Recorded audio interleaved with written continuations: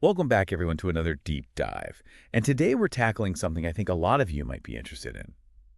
Advanced Conversational Hypnosis.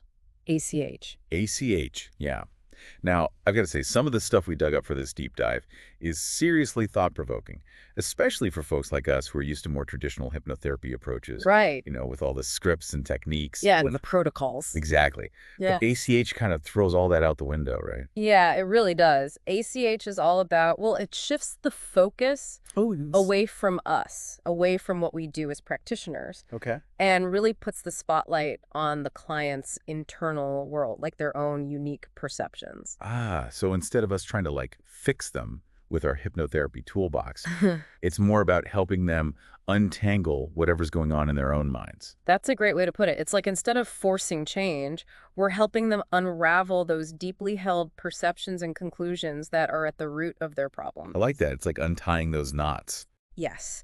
And ACH has these 10 core principles that guide that process, and they really challenge the traditional way of doing hypnotherapy. All right, I'm hooked. Lay those principles on me. Okay, so the first one is detachment. Detached. Detachment from outcomes, from worrying about how big the problem is, from even thinking about specific techniques. So basically, we got to let go of that need Yeah. to have all the answers and be the hypnosis hero. Exactly. Any pressure you feel, and we all feel it sometimes, Oh, yeah. that's actually a sign to take a step back, Okay. breathe, and just get curious. Huh. So it's almost like that pressure's a signal, like a reminder to shift gears. It is, and instead of getting fixated on your own agenda, Right. you stay present with the client, open to whatever comes up. Which I got to say, that's pretty different from the way we often approach things in Ericksonian hypnotherapy. It is, yeah. In Ericksonian hypnotherapy, we often have a specific protocol in mind, a plan. Right. We're following a script. Right. But this is way more free-flowing. It is. Okay, so the third principle, and this one's a biggie, you approach every single problem Every problem. with the same starting point. Wow. Okay. Doesn't matter what the client walks in with, you approach it with that same curiosity, that same open mind. So are we tossing out those specific techniques we've learned for different issues? Like the ones we might use in Ericksonian hypnotherapy? Exactly. You got it. And this leads to the fourth principle, which is kind of paradoxical. To speed up, you gotta slow down. Slow down to speed up. Yeah. Rushing any part of the process, it actually gets in the way of real progress. That makes sense. It's about trusting the process, letting the client's unconscious unfold at its own pace. Exactly. And that brings us to principle number 5. There are no wrong questions. No wrong questions, huh? Nope. Every question, no matter how off topic it might seem, can lead to valuable insights. Oh, interesting. The key is to ask those open-ended questions, the kind that encourage the client to really explore their own inner world. So that's where the conversational part of ACH comes in. Yes. It's a much more collaborative approach compared to, say, Ericksonian hypnotherapy, where the practitioner's often guiding things with specific scripts. Right. It feels more like a partnership. Absolutely. Okay, principle number 6 reminds us that our goal is always to address the root cause of the problem. Not just those surface level symptoms. Right. So we might not even end up directly addressing what the client initially came in for. Because the real issue might be hiding somewhere else completely. Exactly. I bet that could be a bit of a surprise for clients who are used to a more symptom-focused approach, like what they might get with Ericksonian hypnotherapy. It can be. Which leads us to principle number 7. Every client finds their own solutions. Their own solutions. Their own solutions and their own choices. We're not giving them the answers. Nope. We're just guiding them to discover those answers within themselves through trance. I love that. It's so empowering for the client. It is. They're not just passively receiving suggestions, they're actively participating in their own transformation. Very cool. So what's next? Principle number 8 reminds us to embrace the uniqueness of each client's trance experience. Okay. No two trances are the same. So we're not looking for textbook signs or expecting every client to have some big dramatic breakthrough. Oh, each person's journey is unique. Makes sense. And with ACH, we always emphasize processing and integration time. That's principle number 9. Okay. Real change takes time to unfold, both consciously and unconsciously. So we're not rushing the process. But we're respecting the client's natural rhythm. Got it. And there was a 10th principle, right? Ah, yes.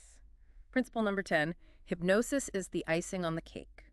Wait, hold on. I thought hypnosis was the main event. Well, in ACH, the real work happens in those unconscious moments. Unconscious moment. Those subtle shifts in the client's behavior or physiology. Like when their breathing changes or they suddenly pause? Exactly. Those are gold. Okay. Those moments tell us that those knots are starting to loosen, those unconscious processes are doing their thing. So hypnosis just helps deepen those moments. Exactly. It enhances the process. I'm starting to see how this whole effortless change thing works. So we've got these 10 principles that form the foundation of ACH. Yes. But how does this actually look in a session? Walk me through it. Well, a typical ACH session unfolds in 6 distinct phases. Ooh, okay, now we're getting to the good stuff. The first phase is all about investigation. Investigation. We're asking specific types of questions to unearth unconscious information. So, like detective work. Exactly. We're looking for those clues, those knots that are at the root of the problem. And what kind of questions are we talking about here? Think what, who, when, why, how, where questions. Okay, so instead of asking something like, how can you overcome this fear? Mhm. Which, we might be tempted to do coming from a more Ericksonian hypnotherapy background. Right, a more solution-focused approach. Yeah. So instead of that, we might ask something like, what is it like to experience this fear? Where do you feel it in your body? When did it first appear? Exactly. You're guiding them to explore their own internal experience without leading them to any particular answer. I like it. So as we're asking these questions, we start to see those unconscious moments pop up. Yes. Those subtle shifts in their behavior, their physiology. Like changes in breathing, their eyes doing something different, maybe even a sudden pause in their speech. Exactly. And that brings us to phase 2, spotting those unconscious moments. Okay, so what do we do when we see them? This is where process instructions come in. Process instructions. They're these short, simple statements that encourage the client's unconscious mind to amplify those unconscious moments. So we're basically saying, yes, more of that. Exactly. Like if we notice the client's breathing slowing down, we might say something like, that's right, just allow your breath to deepen and relax. That's it. More of that. Perfect. You can also repeat the question you asked, or even just repeat the client's answer. Oh, interesting. It helps deepen the experience even more. So we're subtly directing their attention to what's already happening inside them. Exactly. And as those unconscious moments intensify, What happens? well, the client naturally drifts into a deeper trance state. Oh, okay. And that's phase 3, insights and trance. I bet this is where things get really interesting. Oh, it is. As those metaphorical knots start to untangle, Yeah. the client might have all sorts of experiences. Like what? They might have emotional releases. They might suddenly have a bunch of insights. They might even feel this profound peace or clarity. Wow, and all we're doing is holding space for them. Yes, we're not trying to control or direct the process. Not like we might do in Ericksonian hypnotherapy with a specific technique or script. Right, we're simply guiding them deeper into that trance state, letting their unconscious mind take the lead. This is so different from what I'm used to, but it sounds amazing. It's much less pressure on us as practitioners. It is, and it's incredibly effective. Okay, so then what? What happens in phase 4? This is where we can bring in some therapeutic strategies, just to enhance the trance experience. Like what? Give me the goods. Well, metaphors, for example, are super powerful. Metaphors, yeah. They can bypass the conscious mind and really tap into deeper levels of understanding. So if someone's feeling stuck, we might tell them a story about, like, a river breaking through a dam. Exactly. Or a seed sprouting and growing. Yes. And sometimes the most powerful thing you can do is just be silent. Just quiet. Yep. It gives the client space to process everything without any interruptions. I can see how that would be valuable. You might also see hypnotic phenomena pop up. Hypnotic phenomena, what's that? Things like hand levitations, maybe even hallucinations. Oh, okay. Those can deepen the trance even further. So the client's had this deep trance experience, those knots are untied. What's next? Phase 5, testing. Testing. This is where we make sure the client's new insights and resources are solid. So how do we do that? You might ask them how they feel now and then loop it back to the original problem. Like, as you feel this calmness, think about that situation that used to trigger your anxiety. Right. What's different now? Exactly. You're checking to see if those old patterns are still there or if they're responding in a new way. Got it. And if there's still some knots, some issues lingering, Then we simply repeat the process. we go back to those questions and the unconscious moments. Exactly. We don't move on until we've addressed everything. Okay, makes sense. Uh, So how do we end the session? Phase 6, demarcation. Demarcation, huh? This is where we gently guide the client back to conscious awareness. So no more snapping fingers or counting backward like we might in Ericksonian hypnotherapy. Not necessarily. You might just ask some questions that bring their attention back to the present moment. Like what time is it? Or what are you doing later today? Exactly. Simple things like that. Okay. We want to create a smooth transition back to their everyday awareness. Got it. But we're not quite done yet. There's more. There's one final element: conscious tasking. Conscious tasking. This is where we help the client integrate everything they've experienced. So after the session's over. Right. We might suggest activities that help them anchor those new insights and resources into their daily life. Things like journaling, meditation, maybe spending time in nature. Exactly. And one really cool technique is sleep tasking. Sleep tasking. It's basically giving them suggestions to work through things while they sleep. Because dreams are like the language of the unconscious. Exactly. So we might say something like, as you sleep tonight, allow your unconscious mind to continue to integrate all the insights and resources you've gained today. That's the idea. It can be super powerful. This is fascinating stuff. It's such a different way of approaching hypnotherapy than what I'm used to. It is, isn't it? And I could see how it would be really appealing to practitioners who are maybe feeling a bit burnt out or frustrated with the old ways of doing things. It can be a real breath of fresh air. It takes the pressure off of us having to know all the answers. Exactly. You just trust the process and let the client's unconscious mind do the work. It's about empowering both the client and the practitioner. I couldn't have said it better myself. Well, I'm definitely inspired to try some of these principles out on my own practice. I encourage you to. It can really transform the way you work. And for our listeners who might be familiar with Ericksonian hypnotherapy, can you quickly explain the main difference between that and ACH? Great question. Ericksonian hypnotherapy focuses on managing symptoms. Okay. It uses scripts and techniques to try to change those symptoms directly, Okay. while ACH targets the root cause of the problem. So Ericksonian hypnotherapy might say, let's use this metaphor to help you feel less anxious. Right. But ACH would say, let's explore what's creating that anxiety in the first place and untangle those knots. Exactly. It's a subtle but important difference. And I gotta say, ACH just feels more natural, more intuitive. It does, doesn't it? I'm already feeling more confident and excited about my work as a hypnotherapist. This has been eye-opening. I'm so glad to hear that. But I'm sure our listeners are eager to hear about how all this plays out in practice. Well, let's dive into some examples and case studies next time. Sounds good. We'll pick this up in part 2 of our ACH deep dive. Let's dive into some specific examples then. How about we start with insomnia? It's something a lot of us hypnotherapists see in our practices. Oh, absolutely. I've worked with plenty of clients who just can't seem to get a good night's sleep. Right. It's so frustrating for them. Totally. Now, thinking back to Ericksonian hypnotherapy, my first instinct would be to reach for those relaxation techniques. Maybe some direct suggestions for sleep. Yeah, like having them imagine a peaceful scene. Or counting sheep, all that. Exactly. But ACH, well, it takes a totally different approach. Oh, how so? Instead of jumping right to solutions, we start by getting curious about their experience of insomnia. Okay, so we might have something like, what's it like when you lie down and try to fall asleep? Or, what thoughts or feelings come up when you realize you're still awake? Those are great examples. You're not assuming you know what's going on. You're exploring their unique relationship with sleep. That makes sense. And here's where it gets really interesting.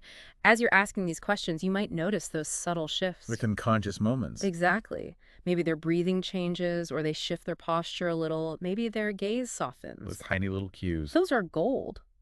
And instead of just glossing over them, we actually lean into them. So we might say something like, notice that change in your breathing. Just allow yourself to sink into that feeling. Perfect. You're acknowledging what's happening within them, amplifying it even, without pushing for any specific outcome. It's so different from the way we often work in Ericksonian hypnotherapy, where we might be tempted to lead the client towards a particular solution. It is a big shift.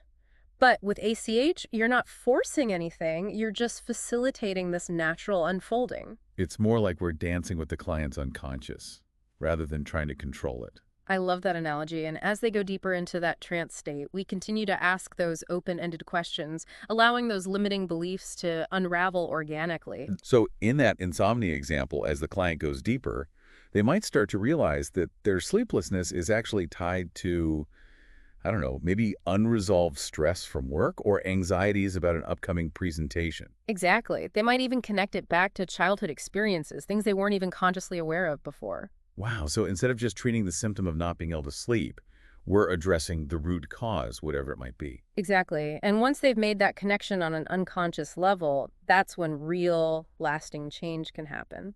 It's so cool how we can uncover all that just by paying attention to those unconscious moments and letting the client lead the way. It really shows the power of the unconscious mind.